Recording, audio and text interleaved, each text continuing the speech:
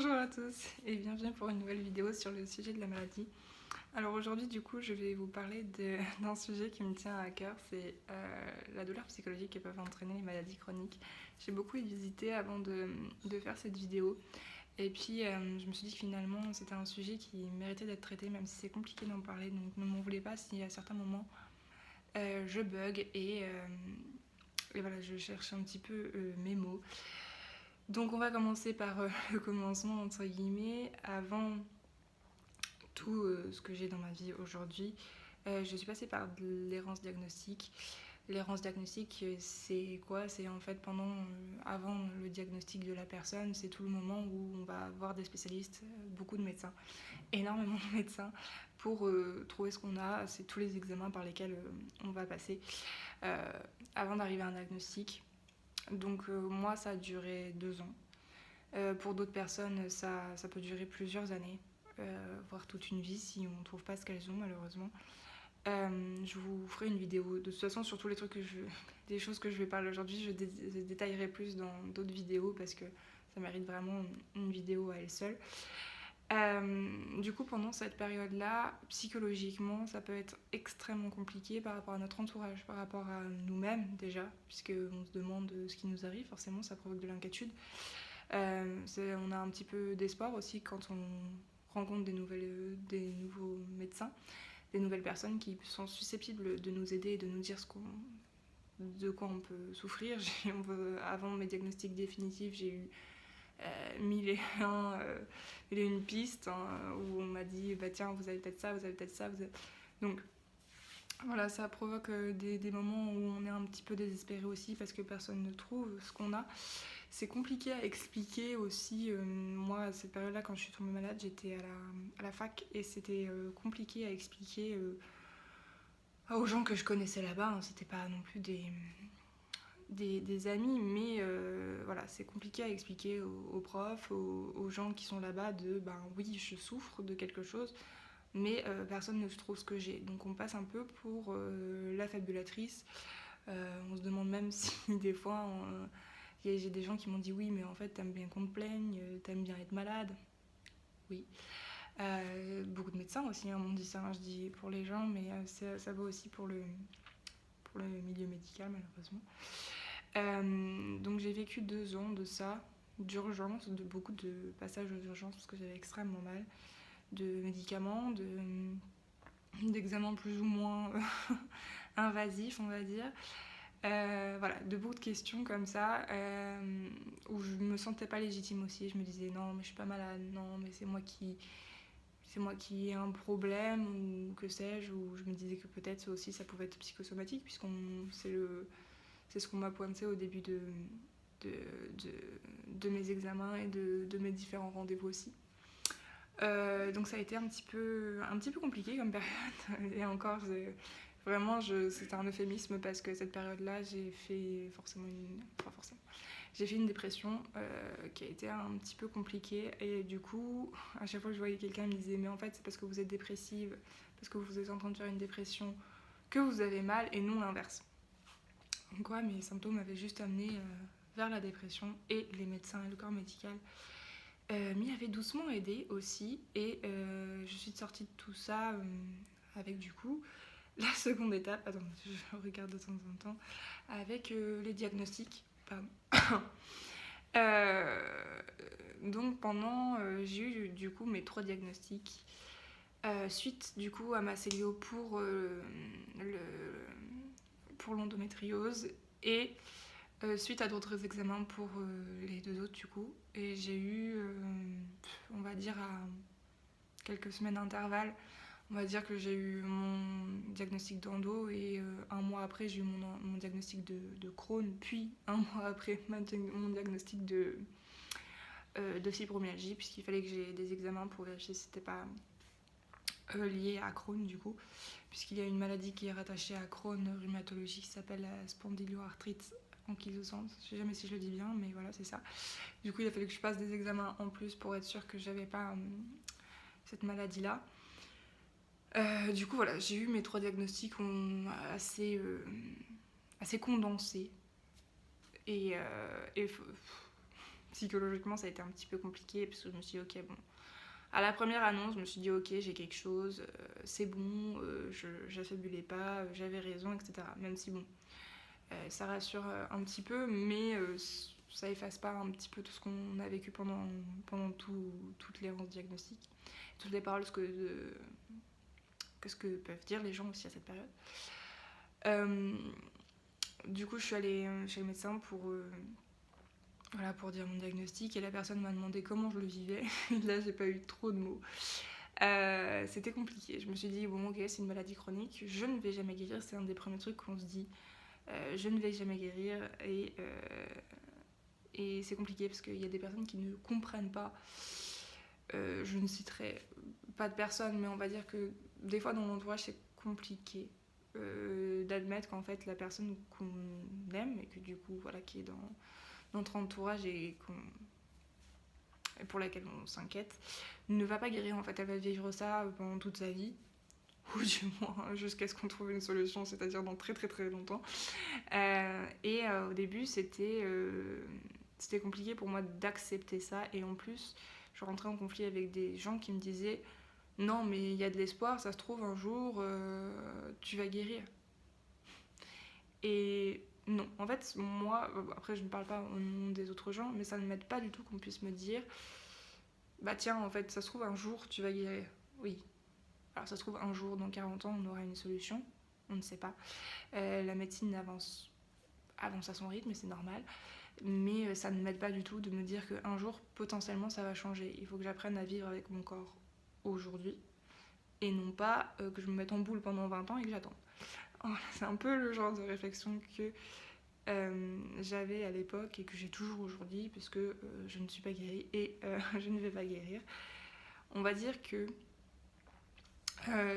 quand mon premier diagnostic a déposé, j'en étais là de mes réflexions et je me suis dit bon ok, on va vivre avec, je vais pouvoir y arriver, on va me donner un traitement. Et à partir de ce moment-là, en fait, ça rentrait un petit peu en conflit parce que je me disais, ok, on m'a posé un diagnostic, va y avoir un traitement. Et dans le gynéco, je me suis dit, bah, il va mettre des choses en place. Et voilà. Et en fait, on s'est rendu compte que les choses qui peuvent être mises en place pour l'endométriose rentrent en conflit avec mon second diagnostic, qui est la maladie de Crohn. Et que du coup, ça a été un petit peu plus compliqué puisqu'il y a eu des périodes où, en cas de crise ou voilà, comme je disais, en cas de règle, évidemment, avec l'endométriose, je suis censée pouvoir prendre des anti-inflammatoires pour m'aider cette période. Et en fait, je ne peux pas en prendre avec Crohn. Et du coup, j'ai testé une fois, hein, j'ai eu des anti-inflammatoires pendant 2 jours et après, bon. J'ai saigné et du coup, on a tout arrêté. C'était avant mon diagnostic, je précise, hein, voilà. Avant mon diagnostic de Crohn. Et pendant une journée, sur les 3 dernières années, pendant une journée, j'ai pas eu mal. Et je me suis dit, ok, c'est possible en fait de pas avoir mal du tout. Sauf que du coup, quand je suis arrivée à mon second diagnostic, bah là, ça a été un petit peu compliqué, hein, on va dire, psychologiquement. D'accepter le second en me disant, ok, bon, ça rentre en conflit en plus avec la première. Les médecins essayaient de m'expliquer en quoi, le pourquoi du comment, le pourquoi de... c'était pas super simple d'avoir ces deux maladies-là ensemble. Et puis j'ai aussi tout le côté où, ah oui, vous avez pas de chance, ah oui, c'est quand même pas super souvent qu'on a ce genre de cas.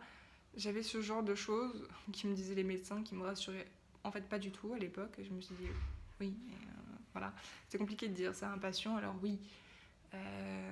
Voilà, je l'entends, mais c'est pas forcément super facile psychologiquement parlant, on va dire. Et après, j'ai eu mon troisième diagnostic, qui est une maladie chronique aussi, et qui ne va pas partir, et qui a été déclenchée par la douleur, en fait, des 2 autres. Mon corps a trop souffert et mon cerveau un petit peu d'inope. Et du coup, mon rhumato, c'est pareil, il m'a dit que concrètement, voilà, ça ne se guérissait pas. Et qu'on pouvait faire des choses pour l'améliorer, mais à part des antidouleurs, concrètement, on ne pouvait pas faire grand-chose. Et là, quand j'ai eu le troisième diagnostic, je me suis dit non, mais là, moi je sais plus. Alors après, maintenant on en rigole, on dit jamais 203, machin. voilà, on en rigole entre nous, etc., avec des personnes proches, mais à l'époque, ça a été vraiment un gros choc psychologique, puisque je me suis dit, j'ai 25 ans, j'ai 3 maladies chroniques, je ne guérirai pas, il faut que je vive avec ça toute ma vie. Et là, j'ai refait une deuxième dépression, voilà, puisque c'était impossible à accepter. En fait, tous les symptômes, toute la douleur, tout ce qui s'était passé aussi, tout ce que m'avaient dit les médecins, je me rendais compte qu'en fait, depuis le début, c'était juste mes maladies et qu'on avait juste, comment dirais-je, évité ce que je disais. Enfin, pas éviter, mais vous voyez ce que je veux dire, ignorer ce que je disais un peu en mode, tiens, ça peut être expliqué par ça. Alors qu'en fait, tous les symptômes que j'avais depuis le début, c'était ça. Et tous les symptômes sont expliqués par mes 3 maladies et j'étais en bas. Voilà, en fait, j'ai eu quelqu'un après à l'hôpital quand j'étais au centre antidouleur. Ça aussi, il faut que j'en fasse une vidéo. Une personne qui m'a aidée et qui m'a dit que concrètement, quand on était malade chronique, c'était un peu comme passer par les 5 étapes du deuil, ce qui est totalement vrai. J'ai été très en colère, j'ai beaucoup pleuré. J'étais dans l'époque de marchandage en mode, ah oui, j'en ai une, c'est pas grave. Et en fait, non, j'en ai 3. J'ai été dans l'époque de... Et puis après, maintenant, je suis dans l'acceptation. C'est très long. Hein. Je dis pas aujourd'hui je suis dans l'acceptation parce que voilà, mais c'est très long. C'est très très long. Et la douleur psychologique à cette période a été prise en compte par certaines personnes qui m'ont proposé d'aller voir du coup un psychiatre ou un psychologue. Alors, pour vous dire la vérité, c'était pas la première fois de ma vie que je voyais un psychologue ou un psychiatre, puisque les premières hospitalisations, c'est compliqué, pardon. Pendant ma première hospitalisation, j'ai vu un psychiatre puisque j'avais arrêté de parler, en fait. J'avais trop mal et pendant une journée, j'ai arrêté de parler.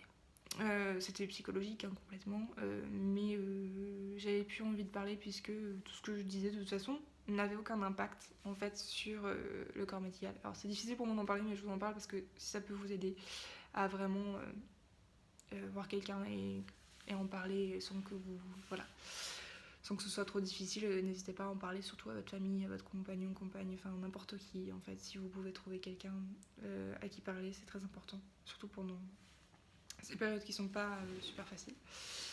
Et j'ai vu un psychiatre qui était d'ailleurs très sympathique à l'époque, qui m'a dit que du coup, si j'avais arrêté de parler, c'était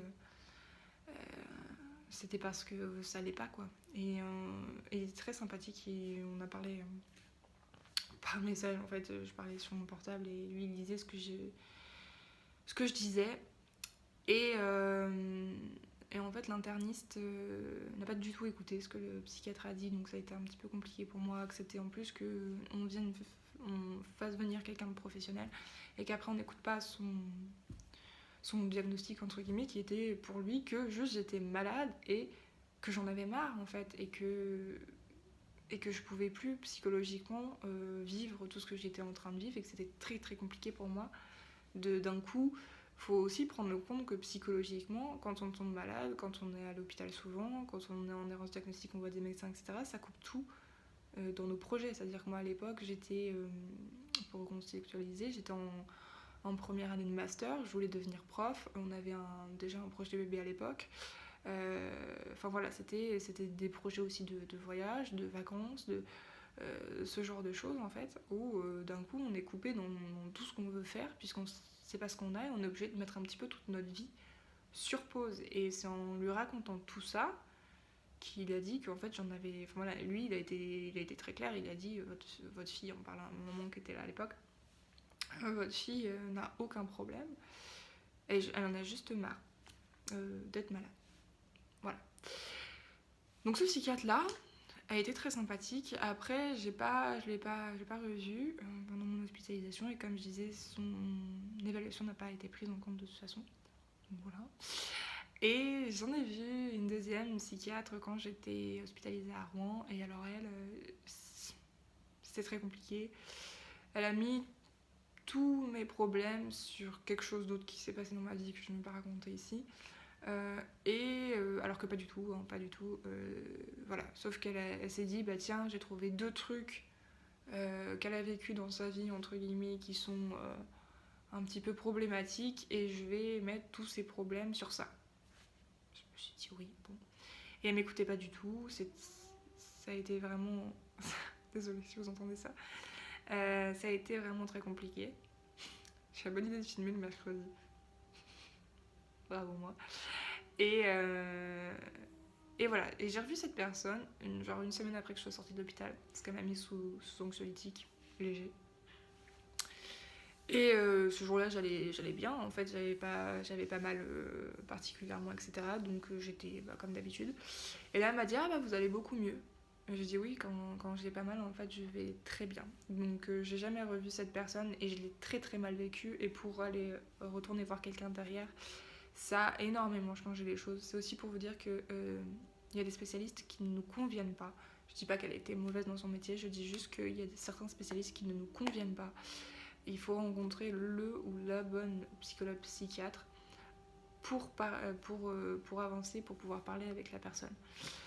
Donc ça s'est pas très bien passé avec cette personne-là, et j'ai revu un psychiatre par la suite parce que, c'est ce que j'étais en train de raconter, après mes diagnostics, j'ai vécu des crises d'angoisse que je vivais déjà pendant donc l'errance diagnostique, et avec mes diagnostics j'ai vécu pas mal de crises d'angoisse. Vous imaginez bien qu'au bout d'un moment, avec la douleur, avec tout ce qui se passait, en fait je n'arrivais plus à gérer ce qui se passait autour, et j'en ai fait une fois une très violente, et Clément était obligé de...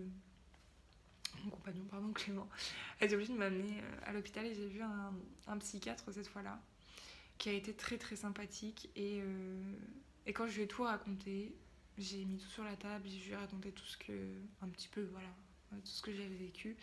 Elle m'a regardé, elle m'a dit... elle m'a dit, mais vous savez que c'est juste normal, en fait, peut-être pas bien avec tout ce que vous avez vécu.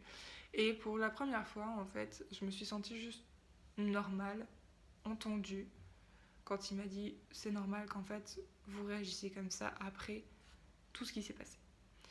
Et il m'a redonné des anxiolytiques en me disant que quand je faisais une crise, quand je sentais qu'une crise d'angoisse, j'allais pas pouvoir la gérer, je prenais un anxiolytique, et comme ça après ça allait mieux et je pouvais redescendre. Mais il m'a dit que ça m'aiderait que pendant une période, et que effectivement je devais avoir une thérapie pour tout ce qui s'était passé, etc. Et qu'il fallait gérer aussi tout ça, sinon ça allait jamais s'apaiser. Le problème, c'est que du coup le CMP de ma région, donc si vous connaissez pas, CMP c'est un centre médico, je sais plus comment ça s'appelle, psychologique, c'est ça. Dans votre région, il y a forcément un CMP, donc si vous avez besoin de voir un psychiatre ou un psychologue, ce service normalement est gratuit. Le problème, c'est qu'il y a des listes d'attente extrêmement longues à chaque fois pour pouvoir voir quelqu'un. C'est-à-dire que moi, j'ai eu un rendez-vous au CMP avec une infirmière qui a évalué mon état, entre guillemets, psychologique, et qui m'a dit qu'en gros, il y aurait 2 mois d'attente, voire plus. Donc là, je me suis dit, oui, bon, d'accord. Et je fais quoi pendant 2 mois, en fait, hein. C'était un petit peu ça la question. Et après, mon médecin traitant m'a fait voir...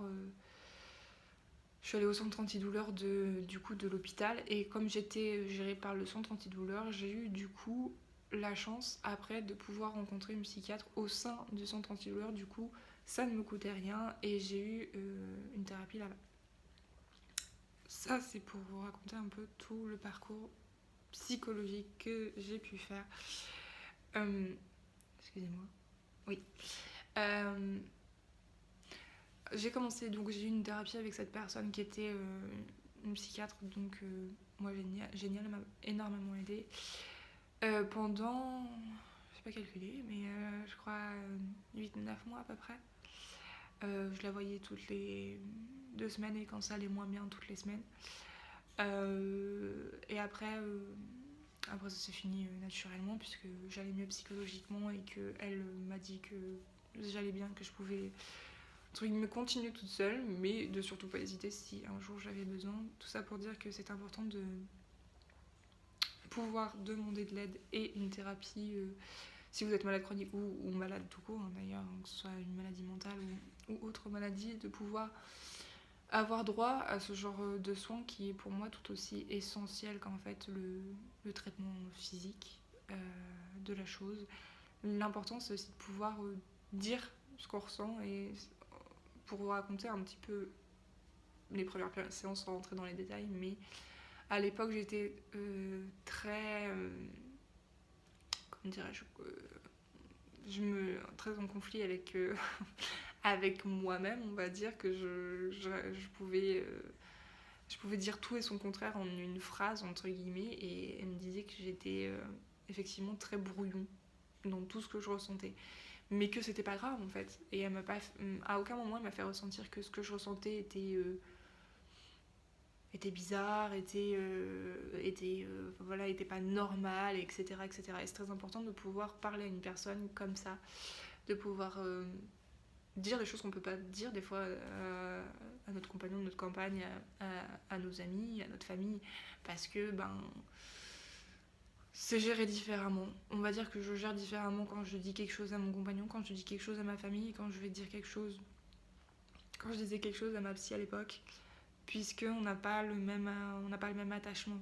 Si je dis à mon compagnon dans une journée j'ai envie de mourir, ça va pas être exactement la même chose que si je le dis à ma psy. Oui, parce que des fois, c'est très important de faire aussi de la prévention sur ça. Hein. À la période où j'étais en erreur de diagnostic, pendant les diagnostics, et certaines fois quand j'ai très très mal, l'envie de mourir peut être présente chez les malades chroniques. C'est très important de ne pas laisser ces choses qui, comment dirais-je, non dites, que ce soit pas exprimé. Il est très important que si vous viviez ça, que vous puissiez le dire à quelqu'un en fait, que vous puissiez, je sais pas, trouver quelqu'un et le dire, et même si vous vous sentez vraiment pas bien, allez aux urgences. Allez aux urgences, ils vont vous recevoir, ils vont pas vous dire rentrez chez vous, on s'en fout. Non, je suis déjà allée aux urgences en disant ça ne va pas, et ils ont vu que ça allait pas, ils m'ont gardé. Ils ont pas essayé de me renvoyer chez moi en me disant bah tiens on s'en fout en fait. Non, pas du tout. Il faut que vous trouviez quelqu'un pour pouvoir exprimer ces choses-là qui sont pour moi pas c'est pas dites, mais en fait à l'époque où je regardais des témoignages, où j'ai été sur d'autres chaînes aussi pour entendre des sujets de la maladie, etc. J'ai jamais entendu ça.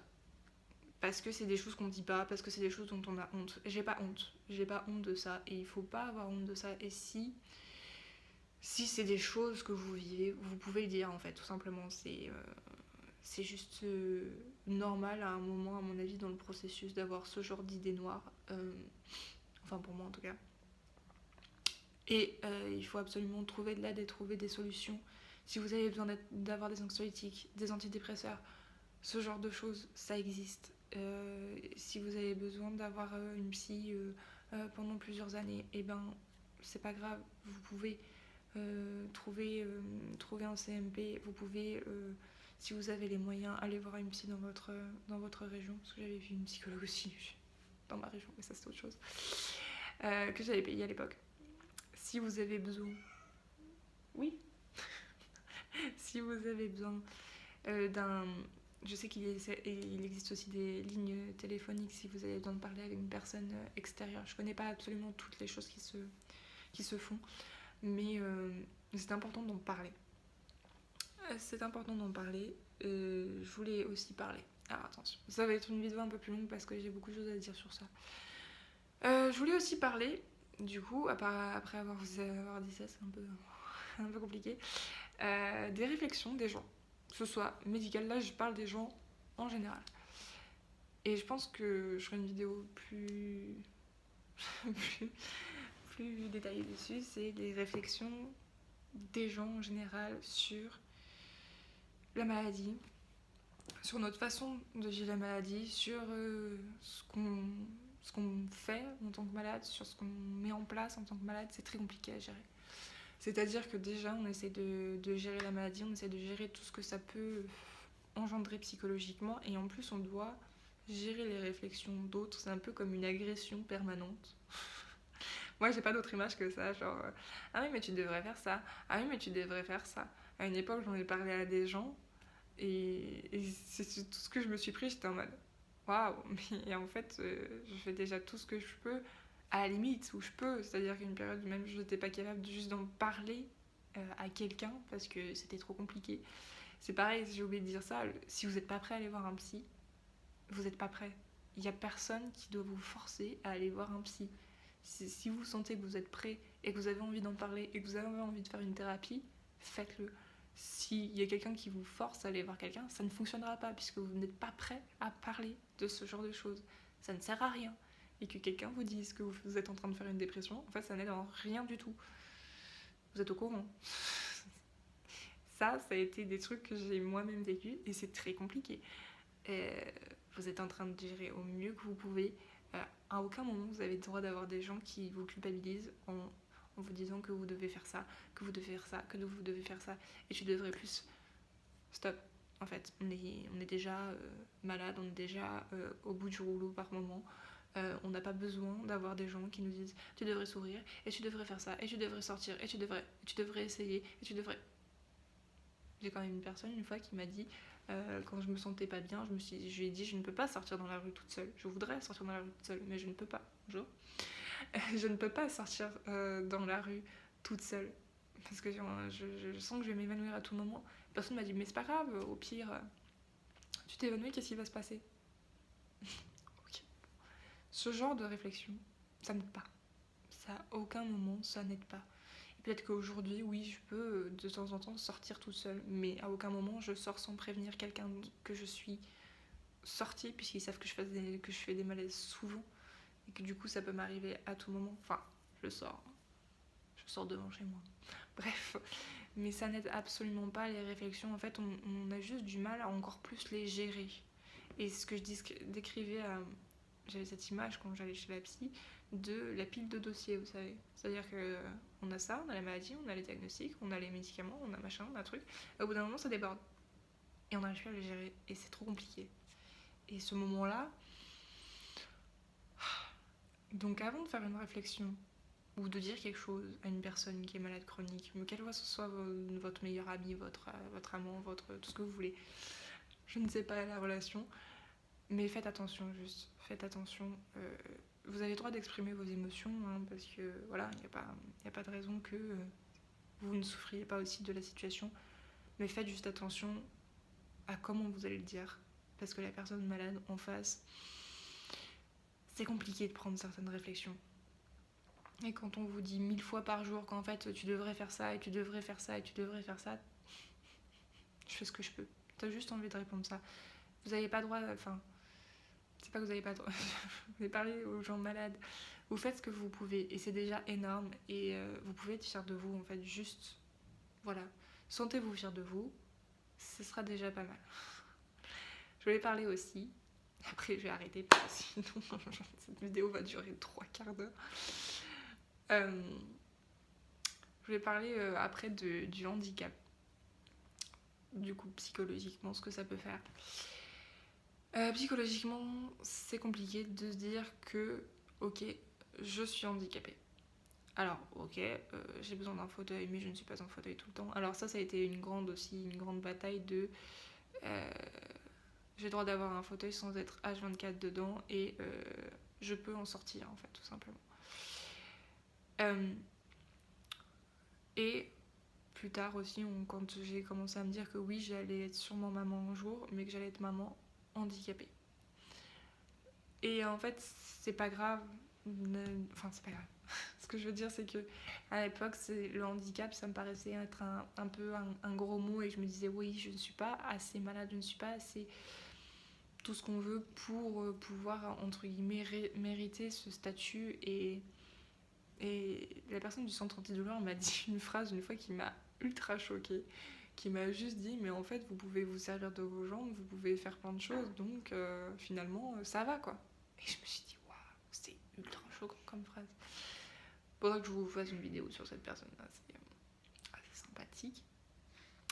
Et c'est très compliqué d'accepter ce statut, d'accepter tout ce que, enfin voilà, tout ce que implique la maladie, c'est-à-dire les symptômes, Les médicaments, faut pas croire, hein, les médicaments tous les jours, au bout d'un moment, je suis saoulée. Hein, vous pouvez me voir, pour ceux qui me connaissent sur Twitch, que je suis en train de boire, mais en ce moment, oui, parce que je vais pas raconter ça, mais en ce moment, je suis en train de boire des trucs pour reprendre du poids.